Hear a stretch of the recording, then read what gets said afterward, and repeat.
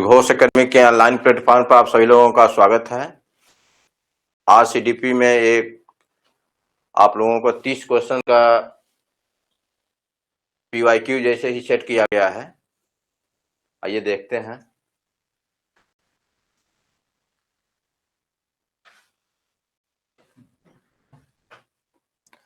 देखिए, पहला क्वेश्चन ही जीन पियाजे से दिया गया है। पियाजे के संज्ञानात्मक विकास के सिद्धांत के अनुसार यदि कोई बच्चा इस बात को समझता है कि मिट्टी के पिंड को दबाकर सांप बना देने पर भी मिट्टी की कुल मात्रा समान रहती है, लेकिन वह इस तर्क को अमूर्त समस्याओं पर लागू नहीं कर पाता है, तो वह विकास के किस चरण में है? चलिए उत्तर दीजिए इसका। पहला है अमूर्त संक्रियात्मक, इसका इंग्लिश में लिखता जा रहा हूं, फॉर्मल ऑपरेशनल स्टेज।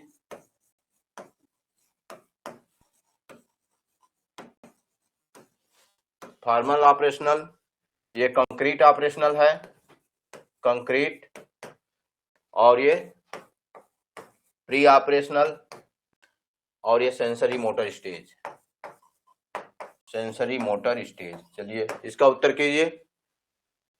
पियाजे के संज्ञानात्मक विकास के सिद्धांत के अनुसार यदि कोई बच्चा इस बात को समझता है कि मिट्टी के पिंड को दबाकर सांप बना देने पर भी मिट्टी की कुल मात्रा समान रहती है, इसका मतलब कंजर्वेशन, उस बच्चे के अंदर संरक्षण का गुण आ गया है। तो किस स्टेज में ये आ जाता है, ये पूछ रहा है कि संरक्षण का गुण कब वो प्राप्त करता है। आगे आपको हिंट भी दिए हैं कि इस तर्क को अमूर्त समस्याओं पर लागू नहीं कर पाता है, या निश्चित रूप से वह अमूर्त संक्रियात्मक अवस्था में नहीं होगा। देखिए पहला ये विकल्प एलिमिनेट हो गया। अब ये जो गुण है ये आपका आता है मूर्त संक्रियात्मक में। देखिए हाँ, ये विजय जी दिए हैं बी, तो ये मूर्त संक्रियात्मक में लॉ ऑफ कंजर्वेशन, ये संरक्षण का गुण आता है, लॉ ऑफ कंजर्वेशन, ये है कंक्रीट ऑपरेशनल स्टेज में, इसलिए इसका उत्तर बी हो जाएगा। और देखिए मान लीजिए संवेदी गामक अवस्था की विशेषताएं क्या है, इसमें दो आप याद रखेंगे। पहला क्या है इसमें, ऑब्जेक्ट परमानेंस, ऑब्जेक्ट परमानेंस, वस्तु अस्थायित्व का गुण, परमानेंस, ऑब्जेक्ट परमानेंस। और ये देखिए अमूर्त संक्रियात्मक में हाइपोथेटिकल आपका डिडक्टिव रीजनिंग, ये इसमें आ जाता है, अमूर्त चिंतन की अवस्था होती है। इसी तरीके से पूर्व संक्रियात्मक अवस्था में ये रोल प्लेइंग, रोल प्लेइंग। तो इस तरीके से सभी अवस्थाओं की अलग अलग विशेषताएं हैं और विशेषताओं पर प्रश्न पूछे जाते हैं, और इस तरीके का देखिए इसमें प्रश्न ये दिया गया है।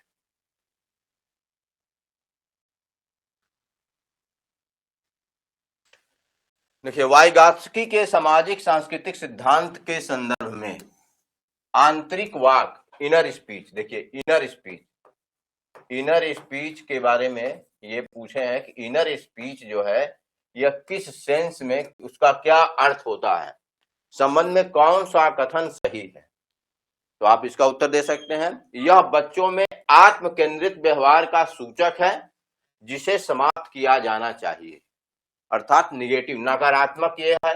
क्या नकारात्मक होता है इसको आपको बताना है। दूसरा, यह बड़ों का ध्यान आकर्षित करने के लिए बच्चों द्वारा उपयोग की जाने वाली एक सामाजिक युक्ति है। देख लीजिए, बड़ों का ध्यान आकर्षित करने के लिए बच्चों द्वारा उपयोग की जाने वाली एक सामाजिक युक्ति है। यह केवल सीधे है, यह केवल उन बच्चों में देखा जाता है जिन्हें गंभीर भाषा विकार होते हैं। और डी देखिए, यह एक जटिल विकासात्मक प्रक्रिया है जो बच्चों को अपने स्वयं के विचारों और व्यवहार को निर्देशित करने में मदद करती है। तो इसका बताइए दूसरे का ये देखिए आपको डी होगा, ये ध्यान रखिएगा।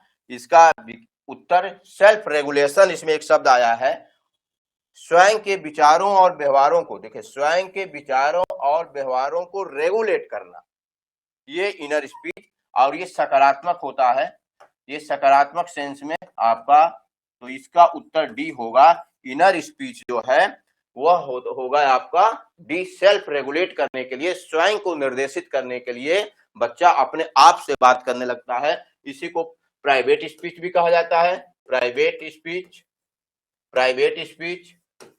और इसको आंतरिक वाक,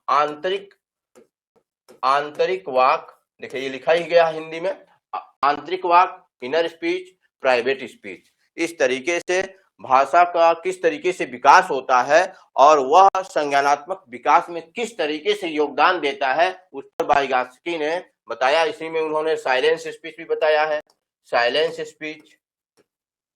और उसके बाद आपका self talk, self talk, self talk स्वयं से बातचीत, देखिए स्वयं से बातचीत करना, सेल्फ टॉक। और साइलेंस स्पीच को ये इसी का दूसरा शब्द, प्राइवेट स्पीच का ही दूसरा शब्द मौन भाषण है, आंतरिक वाक। सेल्फ टॉक मतलब अपने से बातचीत करना, और जब बच्चा छोटा होता है तो एक्सटर्नल टॉक होता है। इस तरीके से भाषा का विकास संज्ञानात्मक विकास में किस तरीके से सहायक होता है, कि वाइगॉत्स्की ने बताया है। और बच्चों को सेल्फ रेगुलेट करने के लिए ये शब्द याद रखेंगे तो गलत नहीं होगा, सेल्फ रेगुलेट, सेल्फ रेगुलेट।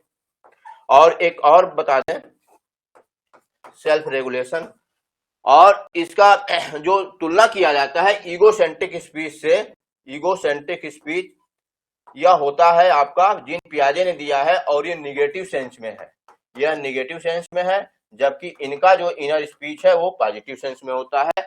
यह ईगोसेंट्रिक स्पीच बाद में समाप्त होने की आशा लोग रखते हैं, जबकि इसको क्या है, इसका विकास होता जाता है। पहले आपका एक्सटर्नल टॉक, फिर इनर टॉक, इस तरीके से फिर ये आपका साइलेंस स्पीच। तो इस तरीके से सेल्फ रेगुलेट करने के लिए ये वाइगॉत्स्की ने दिया। बहुत अच्छा प्रश्न है, और इस पर अगर आ जाता है तो उसमें शब्द आप देखें, स्वयं को, स्वयं के विचारों और व्यवहारों को निर्देशित करने में मदद करती है।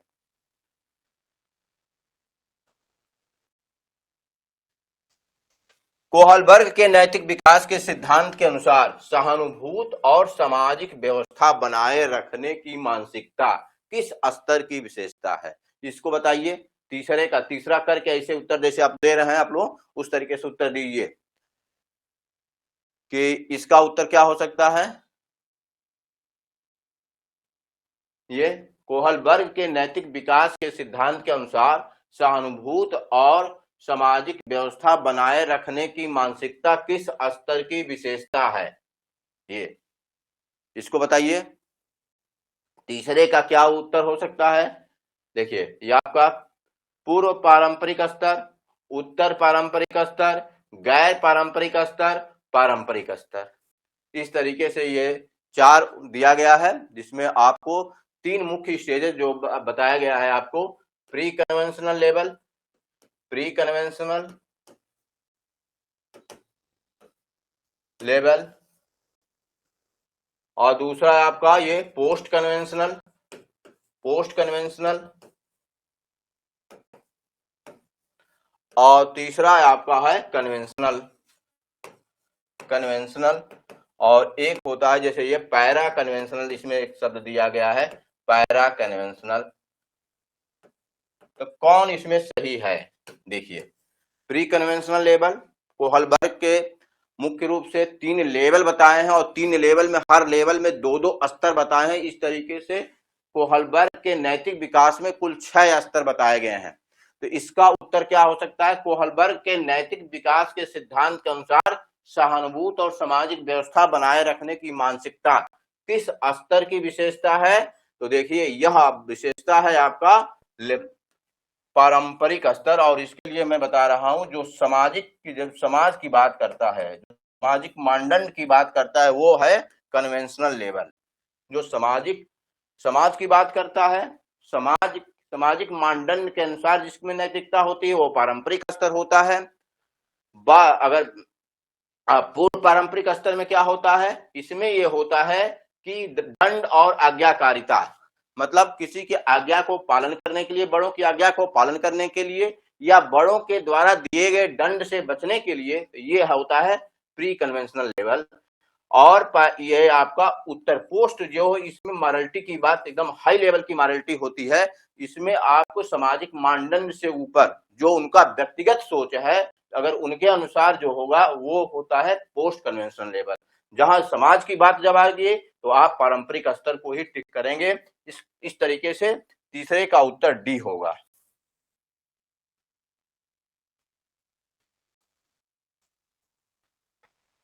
एक शिक्षक कक्षा में अग्रिम संगठन प्रतिमान, देखिए आप पढ़े होंगे, प्रतिमान पर भी बहुत प्रश्न आ रहे हैं।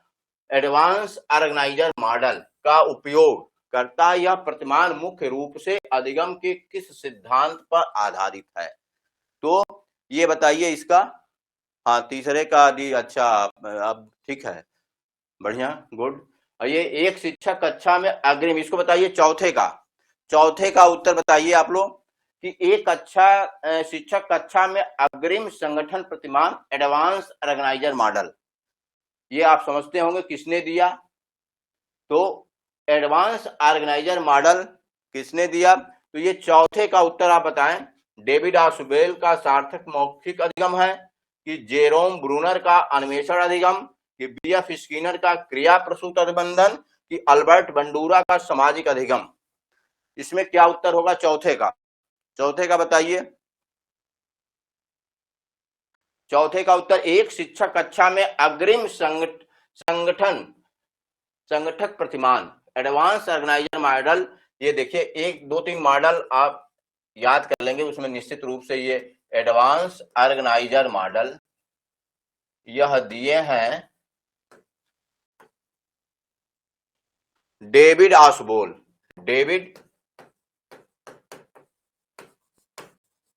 आशुबेल का है, और यह इनके किसके पास आए थे? सार्थक मौखिक अधिगम। ये भी दोनों आप याद रखेंगे। अग्रिम एडवांस ऑर्गेनाइजर मॉडल टीचिंग का मॉडल है, और ये दिए हैं डेविड आशुबेल ने दिया है। जेरोम ब्रूनर का है कॉन्सेप्ट अटेनमेंट मॉडल, और एक और आप याद रखेंगे मॉडल का बेसिक टीचिंग मॉडल।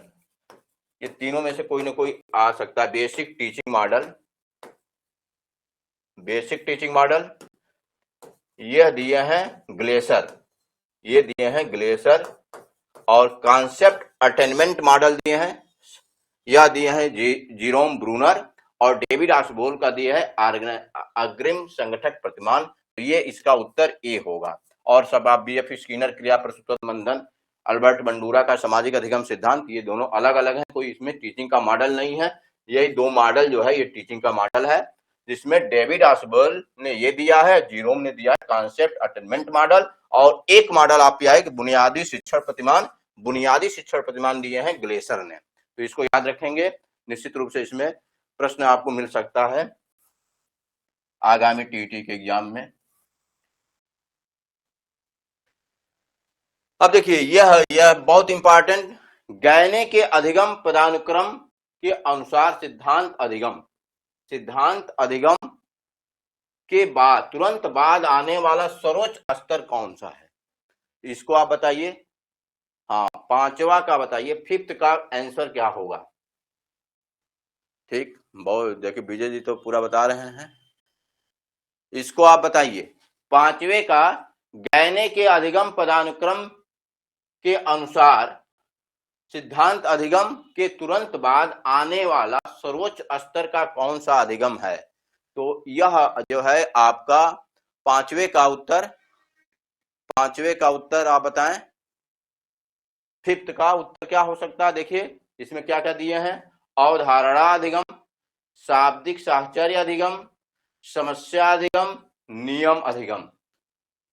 तो अगर ये पूछता सिद्धांत अधिगम के ठीक पहले का, तो ये रूल होता। सिद्धांत अधिगम के ठीक पहले रूल लर्निंग होता है, और सिद्धांत अधिगम के ठीक ऊपर होता है आपका, हाँ किसी का उत्तर देखिए, अर्चना मैडम का है ये समस्या समाधान। तो ये इसका उत्तर सही होगा। यही सर्वोच्च अधिगम का सर्वोच्च स्तर है, समस्या समाधान अधिगम। सबसे नीचे का है साइन लर्निंग, इसके बाद इसके पहले का है आपका रूल लर्निंग। इस तरीके से तमाम उसमें 8 दिए हैं 8 कुल इनका अधिगम का क्रम है। इसको निश्चित रूप से आप याद करके जाएंगे। कि गहने के अधिगम पदानुक्रम का जो है कितना दिए हैं, 8 दिए हैं। कुल अधिगम की संख्या ये 8 दिए जो हायरार्की में है, और सबसे सर्वोच्च स्तर उसका होता है समस्या समाधान, और सबसे निम्न स्तर जो होता है वो होता है साइन लर्निंग। तो ये याद रखेंगे। और देखिए, अगर सिद्धांत अधिगम के ठीक नीचे पूछेगा तो ये नियम अधिगम है, रूल लर्निंग। सिद्धांत अधिगम के ठीक नीचे है, और सिद्धांत अधिगम के ठीक ऊपर या सर्वोच्च स्तर समस्या समाधान, इसका उत्तर आपका सी होगा।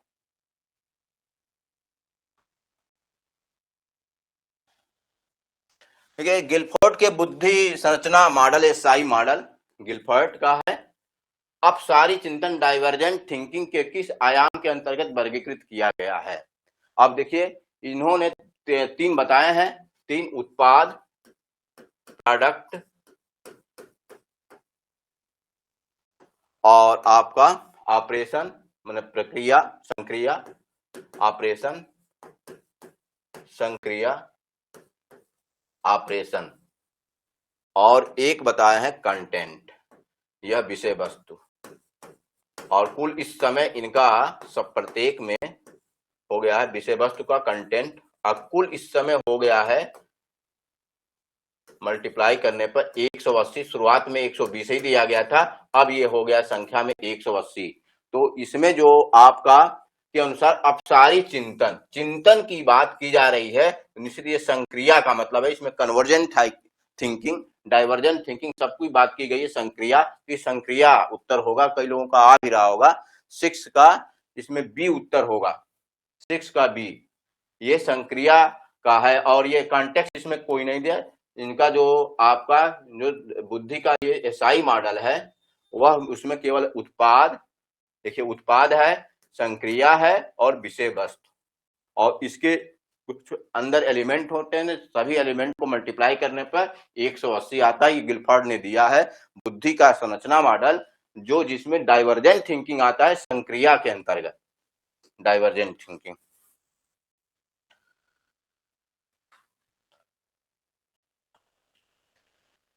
थॉर्नडाइक के अधिगम नियमों में मानसिक स्थिति का नियम, देखिए ये सेकेंडरी लॉ पूछा है, ये ध्यान दीजिएगा, ये सेकेंडरी लॉ पूछा है। देखिए, हाँ, विजय जी का आंसर 6B का ठीक, बढ़िया। थॉर्नडाइक के अधिगम नियमों में मानसिक स्थिति का नियम किस मुख्य नियम के अनुपूरक या अधीनस्थ नियम के रूप में कार्य करता है? मानसिक स्थिति, law of mental set, law of mental set, ये एक सेकेंडरी लॉज है। सेकेंडरी लॉ में 5 लॉज हैं, आप इसको याद रखेंगे। पहला है बहुअनुक्रिया, बहुअनुक्रिया का नियम, सेकेंडरी लॉ थॉर्नडाइक के जो द्वितीयक नियम है बहुअनुक्रिया का नियम। दूसरा आपका ये लॉ ऑफ मेंटल सेट, और एप्टीट्यूड करके भी इसमें हो सकता है, aptitude, law of mental set मानसिक सेट का, और एटीट्यूड आपका इस तरीके से। और तीसरा है law of partial action, law of partial actions, law of partial actions मतलब आंशिक क्रिया का नियम, आंशिक क्रिया का नियम, आंशिक क्रिया का नियम। और चौथा है लॉ ऑफ एनालॉजी, चौथा है law of analogy, law of analogy. और पांचवा और अंतिम है law of association, law of association, association shifting, association shifting. तो ये 5 नियम जो है लॉ ऑफ एनालॉजी, ये आपका law of analogy, law of association shifting, law of partial action और लॉ ऑफ मेंटल सेट और बहुअनुक्रिया का नियम। तो इसमें ये पूछे हैं थॉर्नडाइक के अधिगम के नियमों में मानसिक स्थिति का नियम, जो लॉ ऑफ मेंटल सेट है, मानसिक स्थिति का नियम किस मुख्य नियम के अनुपूरक या अधीनस्थ नियम में कार्य करता है? तो आप देखिए बहुअनुक्रिया का नियम तो पहले इसमें बता दिए, तो ये तो हो ही नहीं सकता, ये सेकेंडरी ही है। आपको यही 3 नियम मुख्य नियम है। देखिए, लॉ ऑफ इफेक्ट, तत्परता का नियम, अभ्यास का नियम। तो 7वें का उत्तर बताइए आप लोग। 7वें का उत्तर 7 करके लिखिए। इसमें बहुअनुक्रिया का नियम तो सेकेंडरी लॉ है, ये हो नहीं सकता। इसमें मुख्य नियम की बात क्या है? तो या तो प्रभाव का नियम हो सकता है, या तत्परता का नियम हो सकता है, या अभ्यास का नियम हो सकता है। तो इसमें उत्तर क्या होगा? इसका उत्तर आप बताएं। 7 का 7 का उत्तर 7 का उत्तर ये तत्परता का नियम होगा, लॉ ऑफ रेडीनेस। देखिए, यही आप जब सोचेंगे तो यही आपका मस्तिष्क से रिलेटेड आ रहा है, लॉ ऑफ रेडीनेस। तत्परता का नियम ही मेंटल सेट का नियम है। बहुअनुक्रिया का नियम का मतलब क्या हो गया? अभ्यास के नियम से ये बहुअनुक्रिया का नियम होगा। इस तरीके से इसी तरीके से आपका प्रभाव का नियम है। प्रभाव के नियम, हाँ, 7 का सी, ठीक है। 7 का लॉ ऑफ रेडीनेस होगा 7 का सी, ठीक है। विजय जी ने उत्तर दिया है 7 सी, बहुत बढ़िया। तो ये 5 नियम आप याद कर लेंगे, ये जरूर याद कर लेंगे। ये 5 नियम और ये 3 नियम निश्चित रूप से जाएंगे। देखिए, 1-2 क्वेश्चन आपको मिलेगा निश्चित रूप से इससे।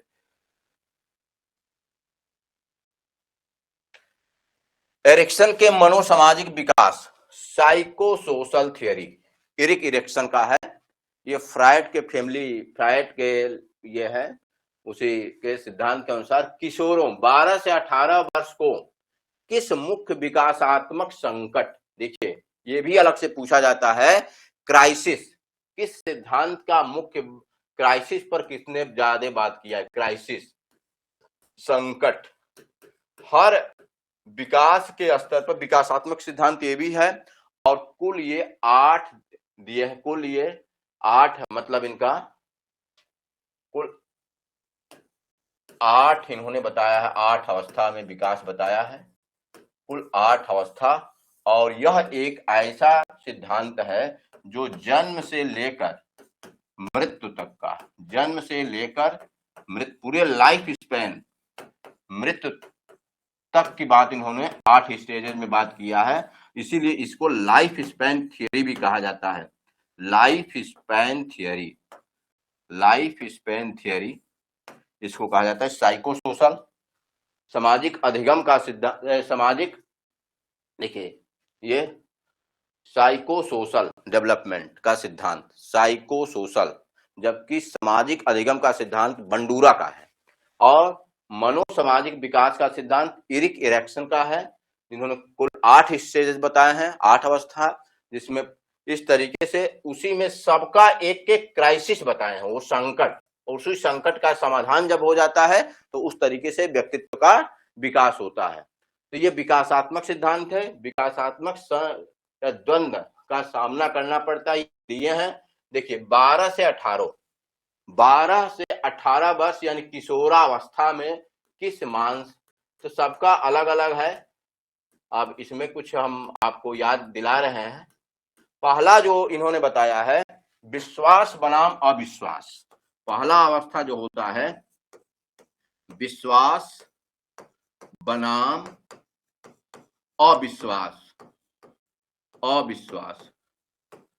और यह लगभग 0 से 1.5 वर्ष की अवस्था तक होता है, विश्वास बनाम अविश्वास। इस तरीके से पहला जो स्टेज इन्होंने दिया है, विश्वास, ट्रस्ट बनाम आपका मिसट्रस्ट। देखिए, ये विश्वास बनाम अविश्वास, और इसमें जो है आपका इसका भी संकट इन्होंने बताया। दूसरा इन्होंने फिर इसके बाद इस तरीके से बनाया है, और ये जब किशोरावस्था तक जाते जाते इन्होंने बताया है, किशोरावस्था को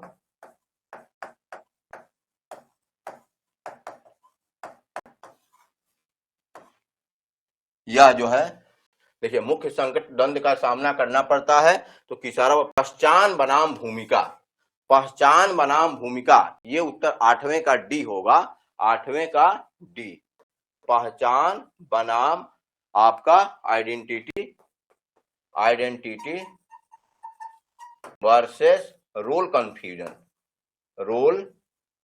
कंफ्यूजन की अवस्था होती है। इसी तरीके से इसके पहचान बनाम, अब जैसे उद्यमशीलता बनाम हीन, ये आपका स्कूल एज का होता है। स्कूल एज ठीक पहले यानी 6 से लगभग 12 की अवस्था होती है स्कूल एज में। उद्यमशीलता बनाम हीन भावना और स्वायत्तता बनाम शर्म की अवस्था होती है 3 से 6। 3 से 6 होती है स्वायत्तता बनाम शर्म की अवस्था, जबकि autonomy versus same, autonomy versus same, और यह जो है आपका उद्यमशीलता बनाम हीन भावना और आत्मीयता बनाम अलगाव ठीक आपका किशोरावस्था के जो बाद की अवस्था होती है 20 से लगभग 30 साल, ये होता है आत्मीयता बनाम अलगाव की अवस्था। तो यह जो है 12 से 18 वर्ष में आप याद रखेंगे पहचान बनाम भूमिका भ्रम, पहचान बनाम भूमिका भ्रम, ये एडोलेसेंस पीरियड है। एडोलेसेंस पीरियड के संबंध में इन्होंने बताया कि आपका identity versus role confusion, identity versus role confusion की अवस्था और उद्यमशीलता बनाम इसी के ठीक पहले जब बच्चा स्कूल में प्रवेश करता है 6 वर्ष की अवस्था में, तो ये होता है उद्यमशीलता बनाम हीन भावना। और इसी तरीके से उसके बाद और उसके पहले वाली अवस्था होती है स्वायत्तता बनाम शर्म की अवस्था होती है। और आपका 0 से 1.5 वर्ष का होता है विश्वास बनाम अविश्वास। इस तरीके से आपको केवल 5 स्टेजेस इसमें पढ़ने हैं। बाल विकास के लिए 5 ही स्टेजेस है और उसके बाद जो 3 स्टेजेस होता है वो तो लाइफ स्पैन के लिए, मतलब यहीं तक पढ़ना है आपको एडोलेसेंस तक। तो ये 5 स्टेजेस इन्होंने, कुल 8 स्टेजेस इन्होंने दिया है, ये भी याद रखेंगे। इनका सिद्धांत का नाम मनोसामाजिक विकास का सिद्धांत है और दूसरा है आपका लाइफ स्पैन थियरी।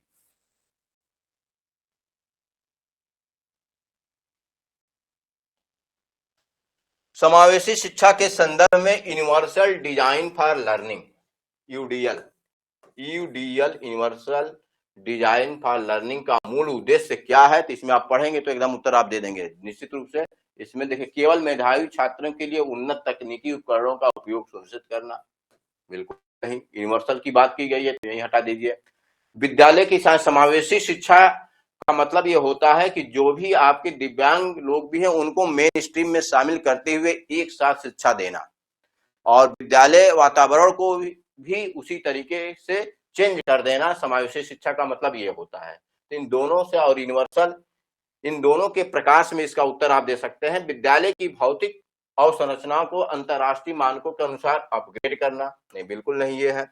शिक्षण विधियों और मूल्यांकन में लचीलापन प्रदान करना ताकि विविध आवश्यकता वाले, देखिए यहाँ विविध आवश्यकता वाले सभी शिक्षार्थियों को शामिल किया जा सके। इस तरीके से स्कूल की व्यवस्था में ही चेंज कर दिया जाता है कि जो विविध आवश्यकता वाले बच्चे हैं वो मेन स्ट्रीम में शामिल होते हुए पढ़ सकें। तो ये आपका सी उत्तर होगा यूनिवर्सल डिजाइन फॉर लर्निंग के लिए। आपका उत्तर इसका 9th का सी।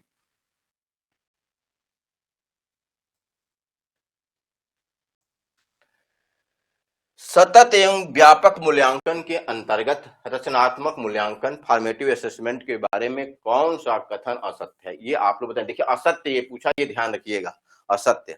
हाँ ठीक है, विजय जी का 9th का सी। हाँ विजय जी ये 10वें का उत्तर दीजिए। चलिए उत्तर ठीक आ रहा आप लोगों का। सतत एवं व्यापक मूल्यांकन के अंतर्गत रचनात्मक मूल्यांकन, जिसको फॉर्मेटिव असेसमेंट कहा जाता है, फॉर्मेटिव असेसमेंट, फॉर्मेटिव असेसमेंट इसको कहा जाता है। देख लिखा ही है, लिखा है इंग्लिश में, ठीक कोई बात नहीं। देखिए फॉर्मेटिव असेसमेंट, तो फॉर्मेटिव असेसमेंट के लिए कौन सा कथन असत्य है, 10वें का उत्तर आप लोग दीजिए। इसके लिए अवलोकन, पोर्टफोलियो और सहकर्मी मूल्यांकन जैसे उपकरणों का उपयोग किया जाता है। अवलोकन मतलब ऑब्जर्वेशन, पोर्टफोलियो और सहकर्मी पीयर इवेल्युएशन। तो असेसमेंट फॉर लर्निंग में पीयर इवेल्युएशन नहीं किया जाता, ठीक है। देखिए ये बी अर्चना मैडम ने उत्तर दिया है बी। अब अगर 10th का बी है तो देखिए ग्रेड और अंक प्रदान करना, ग्रेडिंग किस में किया जाता है, याद करिए ग्रेडिंग जो है किया जाता है आपका असेसमेंट ऑफ लर्निंग में समेकित मूल्यांकन, जो आपका रचनात्मक नहीं बल्कि ये समेकित मूल्यांकन जो होता है लास्ट में आपका समेटिव समेटिव ये होता है, अब इसका हिंदी देख लीजिएगा, समेटिव असेसमेंट इसमें होता है, न कि फॉर्मेटिव असेसमेंट में। यह जिसमें आपको जैसे छमाही परीक्षा, आपका वार्षिक परीक्षा, ग्रेड प्रदान करना, अंक प्राप्त, ये आपका इससे मतलब है। ये इसको हिंदी में रूपात्मक मूल्यांकन भी कहते हैं, फॉर्मेटिव को, ये भी याद रखेंगे, रूपात्मक मूल्यांकन। और अंग्रेजी इसका समेटिव का ये होता है, इसलिए ये उत्तर नहीं हो सकता, क्योंकि तो हाँ बी, अच्छा ये दिया गया, ठीक ठीक, असत्य, असत्य दिया गया, ठीक है, आपका उत्तर सही है मैम, क्योंकि असत्य दिया गया है ना, इसलिए ये उत्तर इसका इसके ऑप्शन के अनुसार ये उत्तर सही होगा, ये क्योंकि ये समेटिव हो, समेटिव के लिए बात किया है। और जबकि यह सब जो बातें हैं, अवलोकन, पोर्टफोलियो, सहकर्मी मूल्यांकन, अधिगम प्रक्रिया के दौरान निरंतर चलता रहता है, ये फॉर्मेटिव असेसमेंट की विशेषता है। यह शिक्षक और छात्र दोनों सुधारात्मक प्रतिपुष्ट फीडबैक प्रदान करता है। तो ये सब फॉर्मेटिव असेसमेंट के लिए, यानी ए, सी और डी ये सब ट्रू है, सत्य है, जबकि बी जो है असत्य है, इसलिए मैडम का उत्तर सही है। और यह उत्तर, ये जो है बी सही होगा, इसका आंसर बी।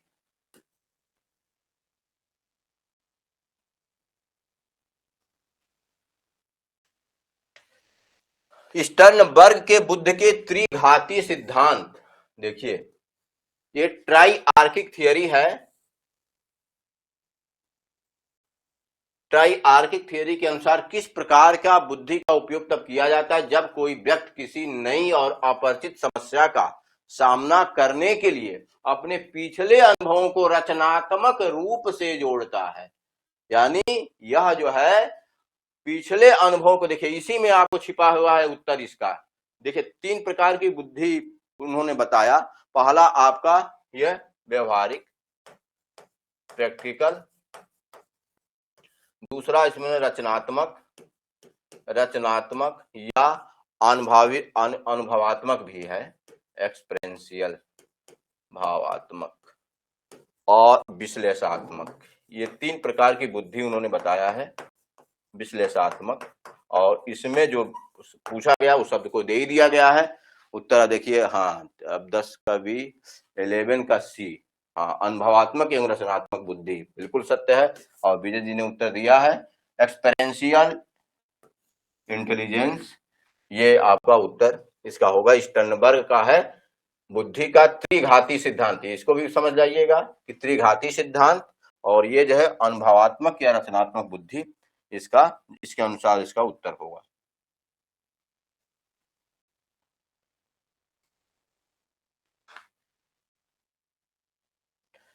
व्यक्तित्व मापन की रोसार स्याही गपति कई बार आ चुका है, निश्चित रूप से आप सभी लोग इसका जानते होंगे। कौन सा उत्तर देखिए, तो ये इसका उत्तर बताइए। हाँ 12 का सबका, देखिए इसके पहले वाला उत्तर आप लोगों ने बताया सी, हाँ ठीक है, सबका बढ़िया है।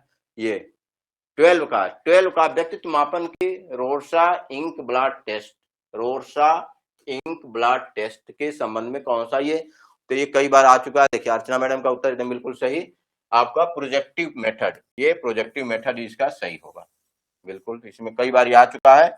और ये बहुत इंपॉर्टेंट प्रश्न है, निश्चित रूप से इस बार भी आने की संभावना है।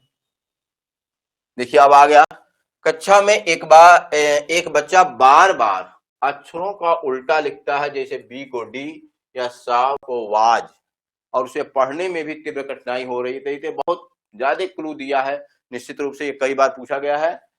और 13 का बताइए, 13 का डिसलेक्सिया, डिस्कैल्कुलिया, डिस्फेसिया, डिस्प्रेक्सिया, तमाम इसमें है। तो ये आपका देखिए, ये सबका उत्तर इसमें होना ही चाहिए, डिसलेक्सिया, पठन दोष, डिसलेक्सिया। तो इसमें क्योंकि ये कई बार पहले भी आ चुका है।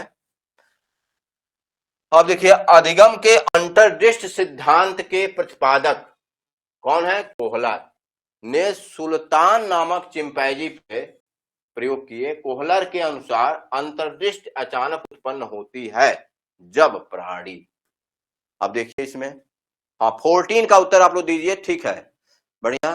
13 का सब लोगों ने उत्तर दिया, विजय जी का उत्तर सही है। अब 14 का उत्तर दीजिए, उद्दीपक और अनुक्रिया के बीच बार बार प्रयास और त्रुटि करता है। उद्दीपक और अनुक्रिया के बीच बार बार प्रयास और त्रुटि का सिद्धांत किसका है, थार्नडाइक का है। तो ये तो एकदम नहीं हो सकता है, अब जान ही रहे हैं आप लोग। थॉर्नडाइक का है, तो इसलिए ये नहीं हो सकता है।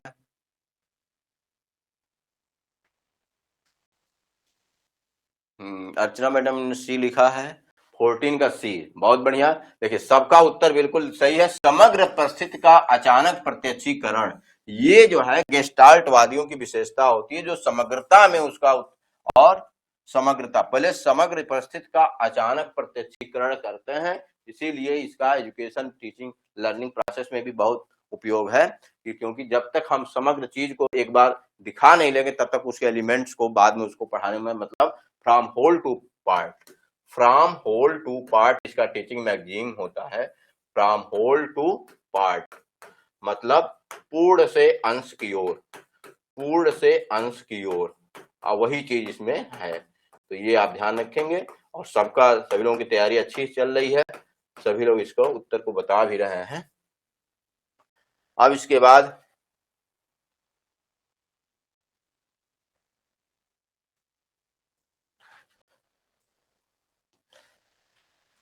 प्रगतिशील शिक्षा के जनक जो है जॉन डीवी, ये भी याद रखेंगे।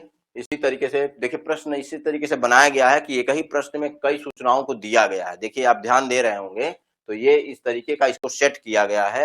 ये कोई पीआईटी नहीं है, जबकि 30 प्रश्नों को सेट किया गया है और एक ही प्रश्न में कई सूचनाओं को, जैसे प्रगतिशील शिक्षा के जनक देखिए लिखा गया ना, तो जॉन डीवी, क्योंकि आपकी तैयारी कराने की दृष्टि से ऐसा लिखा गया है। फिर जॉन डीवी के अनुसार शिक्षा एक त्रिध्रुव प्रक्रिया है, ये भी जॉन डीवी का स्टेटमेंट है, फेमस स्टेटमेंट है। और अगर जॉन डीवी का और आप इनका चाहते हैं तो ये आपका प्रयोजनवाद के ये समर्थक थे, प्रयोजनवाद, ये भी याद रखेंगे जॉन डीवी के लिए।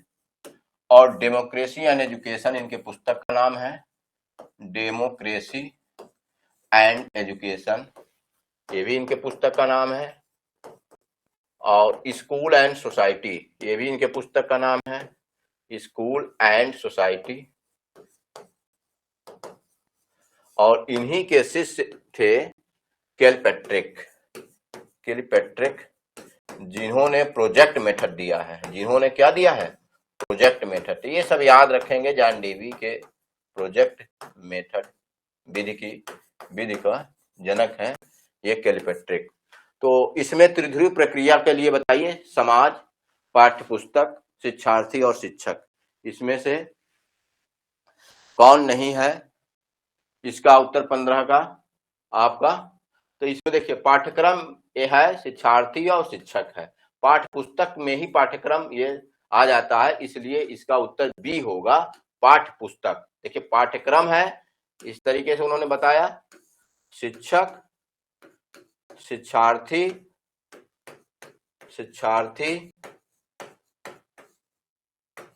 और सिलेबस, पाठ्यक्रम।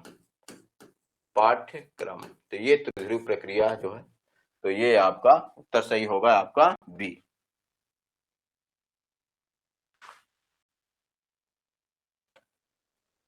बाल विकास में सेफेलोकार्डल, तो ये बहुत बार आप लोग पढ़ चुके होंगे। सेफेलोकार्डल अनुक्रम किस प्रकार के विकास की दिशा को इंगित करता है, और ये निश्चित रूप से एक प्रॉक्सिमल डिस्टेंस, और ये जो मतलब अंदर से इस बाहर की ओर जाता है, और ये सिर से लेके पैर तक का विकास, सिर से लेकर पैर तक का विकास। तो ये निकट से दूर के अंगों की ओर नहीं, ये तो प्रॉक्सी डेसिमल वाला है, ये नहीं होगा।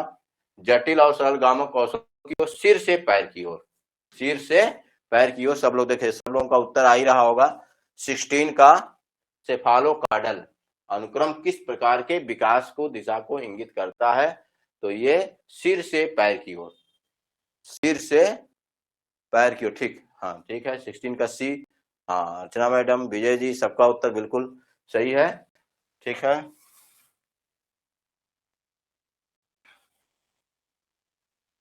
देखिए अधिगम के हस्तांतरण, ट्रांसफर ऑफ लर्निंग के संबंध में समान तत्वों का सिद्धांत, थियरी ऑफ आइडेंटिकल एलिमेंट्स, इसको बताइए किसने दिया है? विलियम जेम्स, चार्ल्स जुड है ये, जुड, स्पीयरमैन और ईएल थॉर्नडाइक। विलियम जेम्स, ये 4 दिया है विकल्प। थ्योरी ऑफ, इसको बताइए 17 का, 17 करके ऐसे लिखिए, तो जिससे हमको मालूम हो किसका उत्तर आप दे रहे हैं। तो ये हो गया अधिगम के स्थानांतरण के जो सिद्धांत है, समान तत्वों का सिद्धांत का प्रतिपादन किसने किया। तो आप इसको देखिए, विलियम जेम्स किए कि चार्ल्स वुड किए कि स्पीयरमैन किए कि ईएल थॉर्नडाइक। आप 17 का उत्तर दीजिए, 17 लिखकर कि 17 का उत्तर, 17 का जेम्स। अच्छा ठीक, नहीं इसका उत्तर देखिए थॉर्नडाइक ने दिया है। इसका उत्तर जो है ये हम बताए हैं इसके पहले भी आपको, थॉर्नडाइक के कार्यों में थियरी ऑफ आइडेंटिकल एलिमेंट्स, ये डी उत्तर होगा एकदम बिल्कुल, इसको याद रख के जाएंगे आप। एक मानसिक अनुशासन का सिद्धांत और ये थियरी ऑफ आइडेंटिकल एलिमेंट, समान तत्वों का सिद्धांत, इसको थॉर्नडाइक ने दिया है। ठीक है, और ये जूड जो है सामान्यीकरण का सिद्धांत दिए हैं, सामान्यीकरण का सिद्धांत, सामान्यीकरण का सिद्धांत ये जूड दिए हैं। इन दोनों को एकदम बिल्कुल याद करके समझिए, पेपर में प्रिंट की एकदम बिल्कुल संभावना दोनों का, थियरी ऑफ आइडेंटिकल एलिमेंट, समान तत्वों का सिद्धांत और सामान्यीकरण का सिद्धांत चार्ल्स जूड, और ये थॉर्नडाइक का ये है।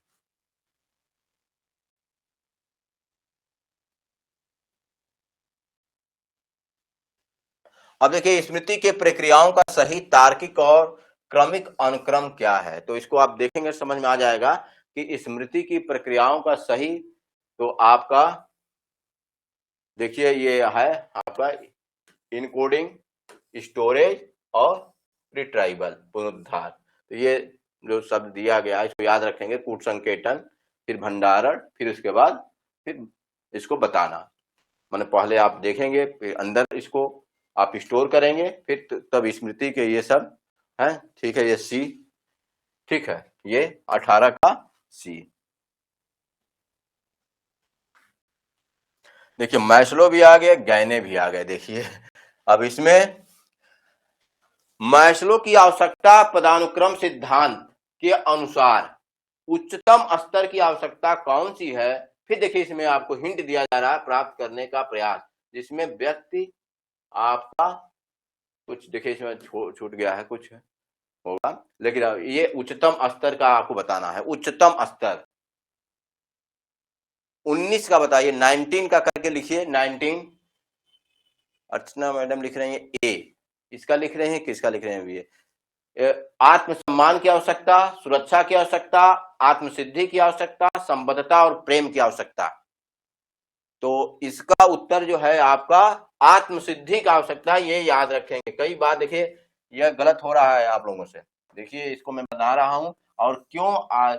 देखिए 1 2 3 और यह एक पहला, ये जो है शारीरिक आवश्यकता है, सबसे खराब कोट की आवश्यकता होती है शारीरिक। और आधार चौड़ा क्यों है इसको भी मैं बता दे रहा हूं, आवश्यकता, ये सबसे खराब कोट की आवश्यकता है, शारीरिक आवश्यकता। इसके बाद है सुरक्षा की आवश्यकता, सुरक्षा की आवश्यकता।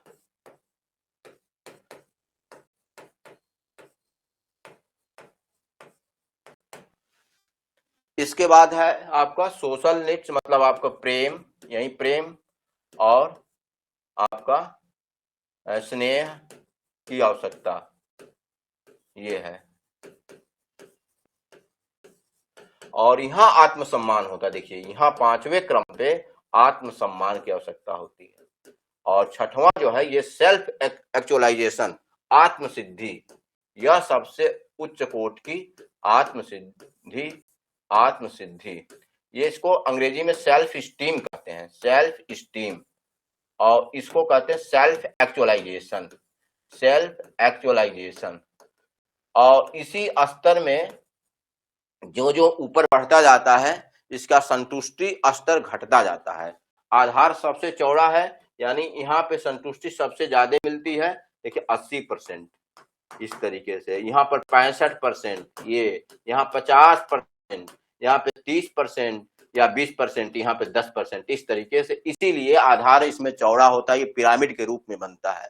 तो इसका उत्तर आप रखेंगे आत्मसिद्धि की आवश्यकता। देखिए हाँ, विजय, इसको विजय जी ने दिया आत्मसिद्धि की आवश्यकता, सेल्फ एक्चुअलाइजेशन। तो ये हो सकता है जल्दीबाजी में ये आत्मसम्मान और ये दोनों एक साथ ना देखे हो आप लोग, इसलिए आत्मसम्मान ये 5वां स्तर होता है, ये आपका 4था स्तर होता है। सुरक्षा की आवश्यकता ये 2रा स्तर होता है, ये 5वां स्तर होता है, और ये संबद्धता और प्रेम आपका 3रा स्तर होता है। तो इस तरीके से इसमें पहला स्तर आपका शारीरिक आवश्यकता होती है।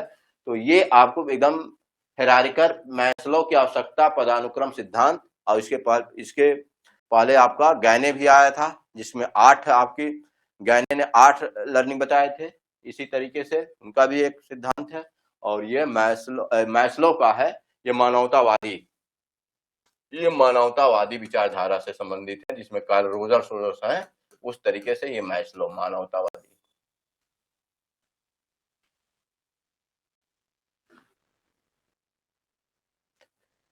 राष्ट्रीय पाठचर्या रूपरेखा 2005, एनसीएफ 2005 के अनुसार ज्ञान निर्माण में निम्नलिखित में से किसकी भूमिका सबसे महत्वपूर्ण है? तो ये एकदम आप डिस्ट्रक्टर पढ़ेंगे इसको ठीक से, तो आप इसका उत्तर आप दे देंगे आराम से, कोई दिक्कत नहीं है। कठिन पाठ्य पुस्तकों और नियमित परीक्षाओं की, देखिए शिक्षक द्वारा दी जाने वाली सटीक व्याख्याओं की आवश्यकता है कि किसकी भूमिका सबसे महत्वपूर्ण है।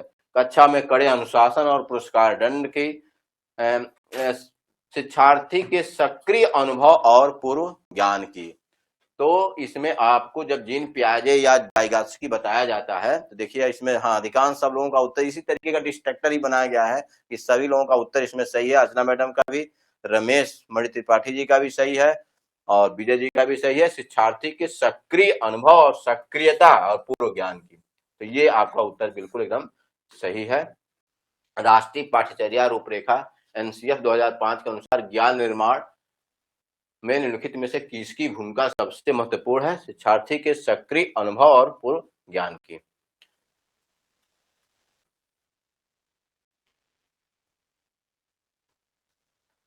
अब देखिए ये क्रिएटिविटी का फिर आ गया कि परीक्षणों में टारेंस द्वारा विकसित गैर शाब्दिक नॉन वर्बल टेस्ट मुख्य रूप से किसका मापन करता है? तो याद रखिए, देखिए यहाँ लिखा ही गया गैर शाब्दिक। अब गैर शाब्दिक कठिन गणितीय पहेलियों को हल करने की तार्किक क्षमता, कहीं ये नहीं दिया कविता और निबंधों को लिखने की गति। तो ये गैर शाब्दिक जब दिया है तो कविता और निबंध में तो शब्द आएंगे, तो ऐसे ही आप एलिमिनेट करते जाइए।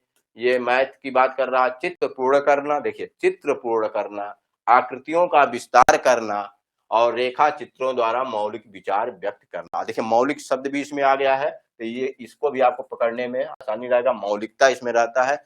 देखिए हाँ बिल्कुल इसका उत्तर बिल्कुल सही है, 21 का सी। विजय जी का, हाँ विजय जी का उत्तर आ गया, और रमेश जी का हाँ ठीक है बिल्कुल, चित्र पूर्ण करना, आकृतियों का विस्तार करना और रेखा चित्रों द्वारा मौलिक विचार व्यक्त करना। अच्छा ठीक ठीक।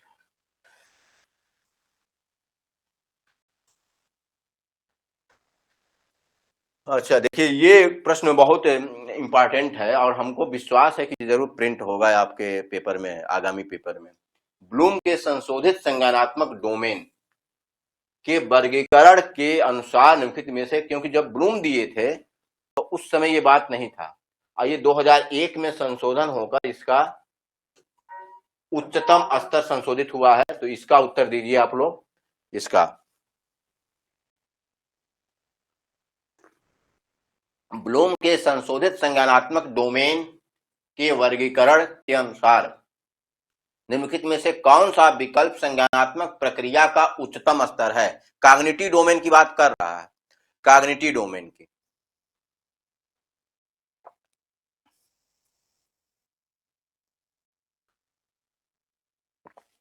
ट्वेंटी टू का उत्तर दीजिए।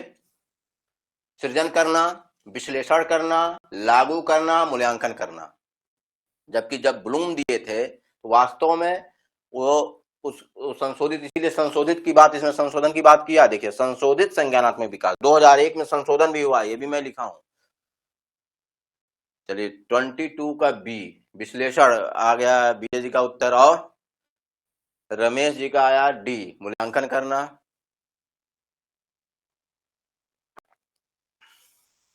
अर्चना मैडम का डी।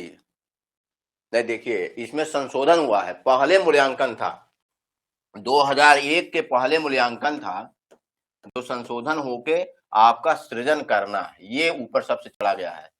इसी को कहीं कहीं सिंथेसिस भी अगर लिखा जाए तो आप समझिएगा यही सिंथेसिस या संश्लेषण, अब ये ऊपर चला गया है और यही उत्तर होगा। इसको आप लिख लीजिए और यह प्रिंट होने की उम्मीद है, ये निश्चित रूप से सृजन करना इसका उत्तर होगा।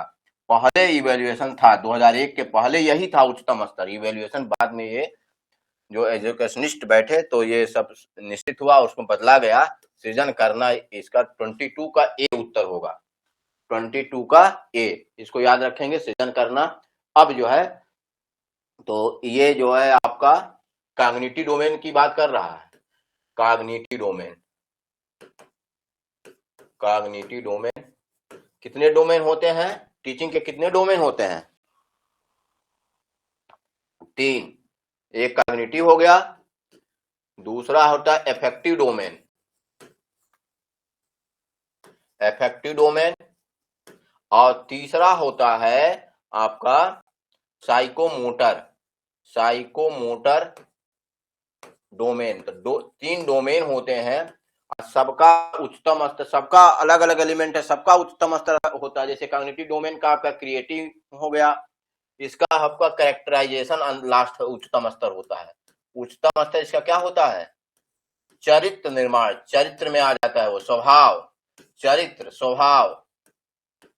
और साइकोमोटर का होता है आदत निर्माण, आदत में, जैसे आप फोर व्हीलर या कुछ कोई चीज सीखते हैं तो सभी चीजें जब आपके आदत में आ जाती हैं लास्ट में, तो वो साइकोमोटर डोमेन का आपका उच्चतम अवस्था होता है।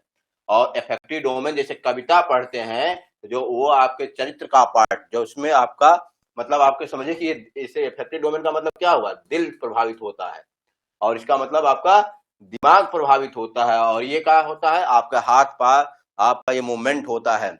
इसीलिए इसका 3H का कॉन्सेप्ट कौन दिया है, महात्मा गांधी। आपका ये हो गया हेड, देखिए हेड, और ये हो गया आपका हैंड, साइकोमोटर डोमेन का मतलब हैंड, और इफेक्टिव डोमेन का मतलब हार्ट। तो ये 3H का कॉन्सेप्ट महात्मा गांधी ने दिया है, और इसी के यही शिक्षण का 3 डोमेन होते हैं, और ब्लूम्स ने इसको दिया शुरू किया है। तो इसका उत्तर जो है, ये सबसे अच्छा प्रश्न अभी तक का आया जो इस तरीके का बनाया गया है, तो ये आपका उत्तर इसका सृजन करना होगा।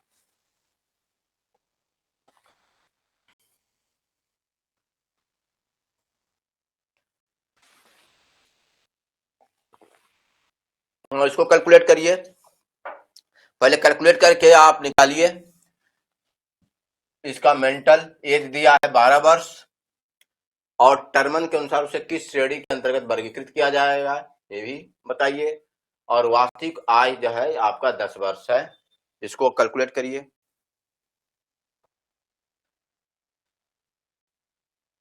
विजय जी ने डोमेन 3 बताया, बहुत बढ़िया विजय जी, विजय जी की तैयारी बढ़िया चल रही है।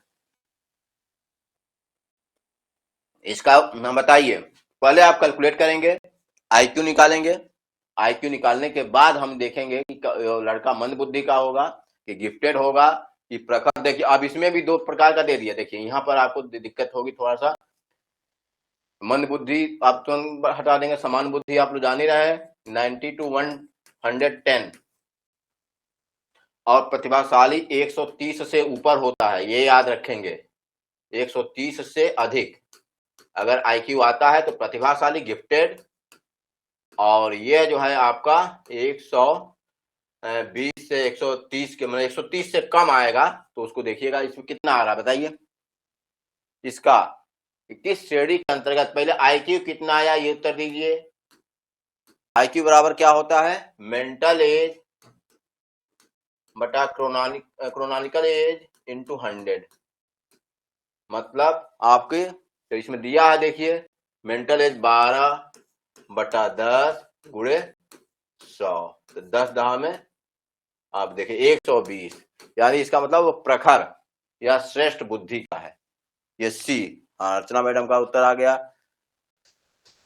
216। कहाँ से 216 कर दिए भाई? विजय जी देखिए कहाँ कर 21 में 23 वाला बताइए। 216 तो नहीं आ रहा। देखिए मेंटल एज 10/12 गुणे 100। देखिए अरे ये 12/10, मेंटल एज 12 है तो 12, वास्तविक आयु 10 है तो 10 नीचे गुणे 100 120। इसके अनुसार प्रखर या श्रेष्ठ बुद्धि। ठीक है, हाँ ठीक है, श्रेष्ठ बुद्धि। विजय जी फिर कैलकुलेट करिए। हाँ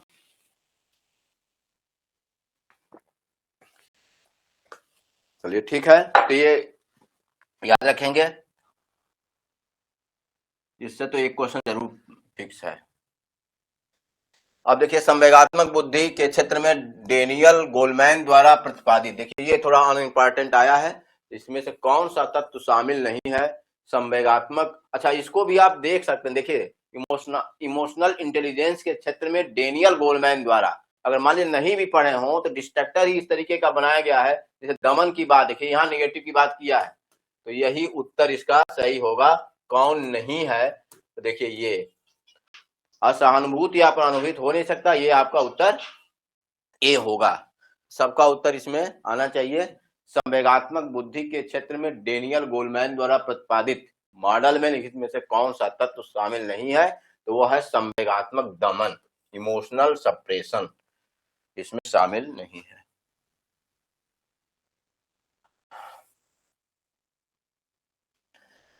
देखिए ये क्वेश्चन भी बहुत अच्छा आया है। देखिए इसमें ये क्वेश्चन सूक्ष्म शिक्षण के भारतीय मॉडल माने एनसीईआरटी के अनुसार एक पूर्ण सूक्ष्म शिक्षण चक्र माइक्रो टीचिंग साइकिल, सभी लोग बीएड के क्लासेज में किए होंगे, कुल अवधि कितनी निर्धारित है।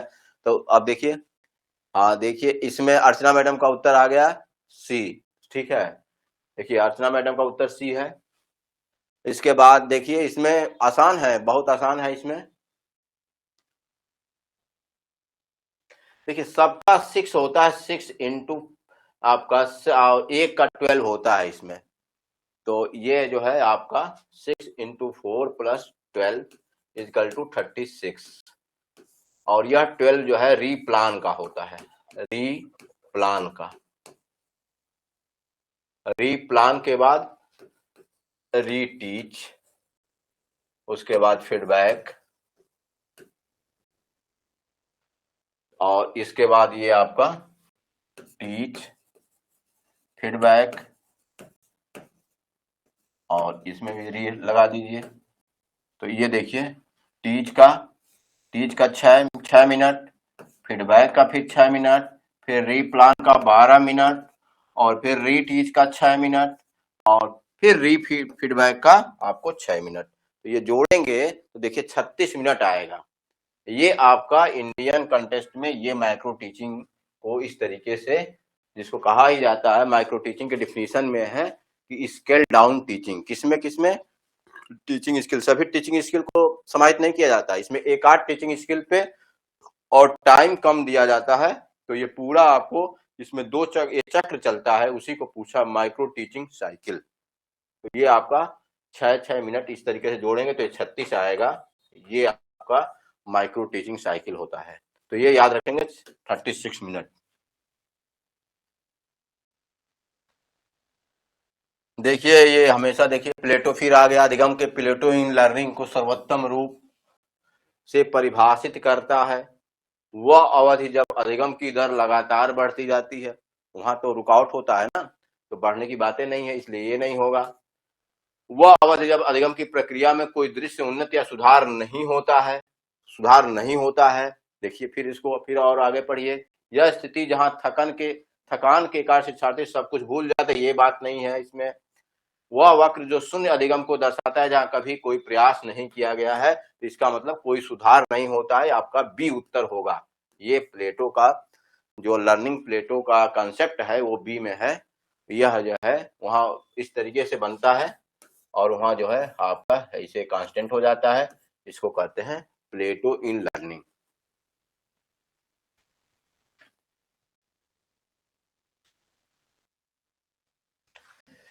आरटीई अधिनियम 2009 की धारा 29 के तहत निर्दिष्ट पाठ्यक्रम और मूल्यांकन प्रक्रिया के सिद्धांतों के अनुसार प्राथमिक स्तर पर शिक्षा का माध्यम क्या होना चाहिए। तो ये आप देखते ही इसमें देख लीजिए, राष्ट्रभाषा, बिल्कुल। अब राष्ट्रभाषा कैसे होगा, मान लीजिए तमिलनाडु में कैसे पढ़ाया जाएगा। राज्य की आधिकारिक प्रशासनिक भाषा, तो ये आपका राज्य भाषा हो गया, तो भी नहीं है। जहां तक व्यवहारिक हो बच्चे की मातृभाषा, तो ये आप लोग देख रहे हैं, वैसे ही डिस्ट्रक्टर आपका इतना बढ़िया दिया गया। देखिए उत्तर आ भी रहा आप लोगों का, जिसमें अर्चना मैडम तुरंत, हाँ देखिए विजय जी भी ने उत्तर दे दिया इस तरीके से।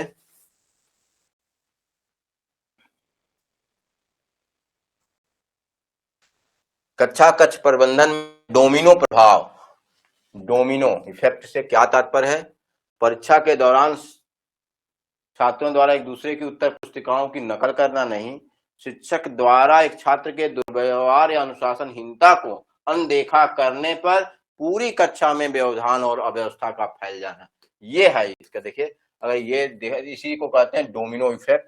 तो ये एक नया क्वेश्चन इसमें फ्रेम किया है इस तरीके से, शिक्षक द्वारा एक छात्र के दुर्व्यवहार या अनुशासनहीनता को अनदेखा करने पर पूरी कक्षा में व्यवधान और अव्यवस्था फैल जाना। और देख लीजिए, कक्षा में खेल में गणितीय संक्रियाओं को सिखाने की विशेष तकनीक नहीं, एक छात्र के अनुशासित व्यवहार को देख के अन्य छात्र भी अनुशासित हो जाते हैं। ये आपका उत्तर बी इसका सही है।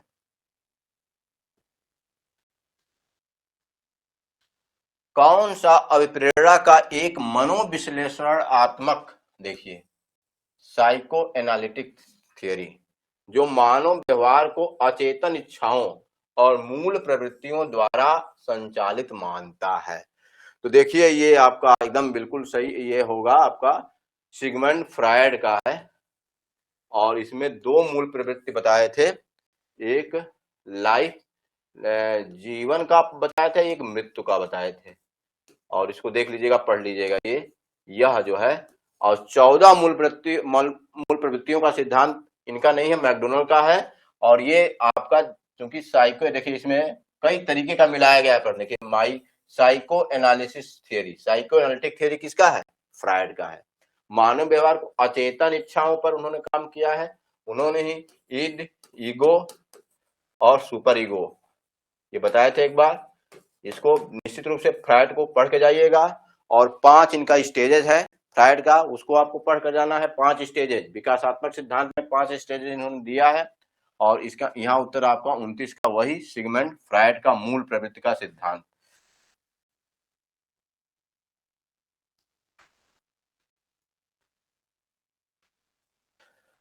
और आज का लास्ट ये प्रश्न है, क्रियात्मक अनुसंधान के संदर्भ में निम्नलिखित में से कौन सा कथन इस प्रक्रिया की वास्तविक प्रकृति को दर्शाता है? वास्तविक प्रकृति को दर्शाता है। तो जब क्रियात्मक अनुसंधान आएगा तो आप देखेंगे आपका जो तत्कालिक समाधान की बात करता है, ये तत्कालिक समाधान, न कहीं इसका इस अनुसंधान का कहीं आगे अनुप्रयोग होगा है, कहीं न कहीं तुरंत समस्या तुरंत समाधान।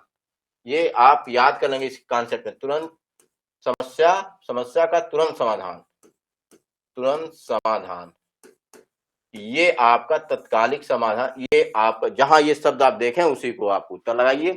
यह बड़े पैमाने पर किया जाने वाला मौलिक अनुसंधान है जिसका उद्देश्य नए सिद्धांतों का प्रतिपादन करना है। नहीं, एकदम ये तो फंडामेंटल रिसर्च की बात कर रहा है, ये दूसरा रिसर्च है, फंडामेंटल रिसर्च, फंडामेंटल रिसर्च।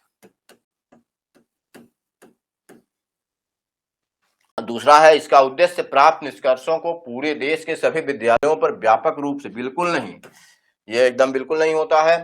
यह केवल एक विद्यालय की समस्या, एक कक्षा कक्ष की समस्या होती है, एक संस्था की समस्या होती है।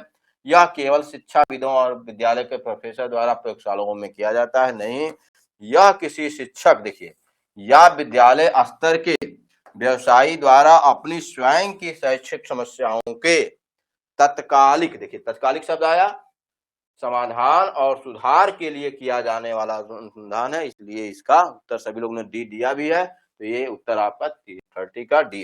निश्चित रूप से इस प्रकार के प्रश्नों को तैयार करके जाइएगा, और ये जो नया आयोग है उसी के प्रकाश में ये देख करके मैंने उसका क्या नेचर रहा है अभी तक परीक्षा कराने का, तो ये तैयार किया गया था 30 प्रश्न। फिर इसी तरीके से 30 प्रश्न को लेकर मैं तैयार करके आऊंगा।